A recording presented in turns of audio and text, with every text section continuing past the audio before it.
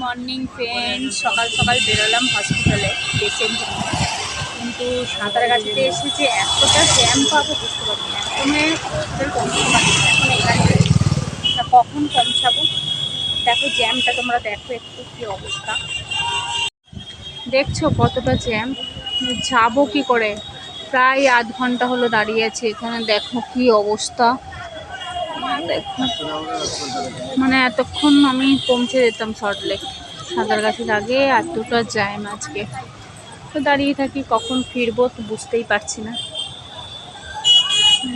সব পেশেন্ট নিয়ে আছি,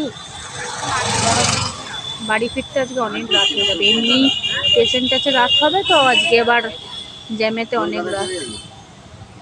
অনেকদিন পর এই জ্যামটা হলো, এরকম জ্যাম অনেকদিন পর পেলাম। যাই পুরো ফাঁকাই হয়ে যায়, কিন্তু আজকে এতটা জ্যাম, কখন পৌঁছাবো বুঝতে পারছি না। শেষমেশ জ্যাম ছেড়েছে, এই দেখো গাড়ি ছাড়লো, মানে ভিডিওটা করার একটু পরই জ্যামটা ছেড়ে দিয়েছে।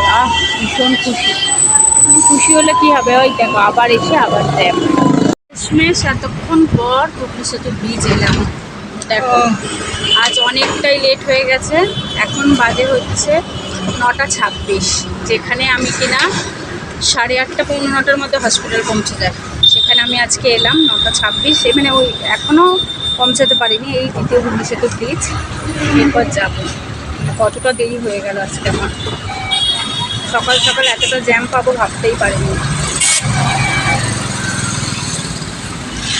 এত জ্যাম, মা ব্রিজেও এত জ্যাম, মানে এখনো পৌঁছাতে পারছি না। আজকে কটায় পৌঁছাবো আমি, কিসের এত জ্যাম হলো তো বুঝতেই পারছি না। বিশাল জ্যাম হয়ে গেছে।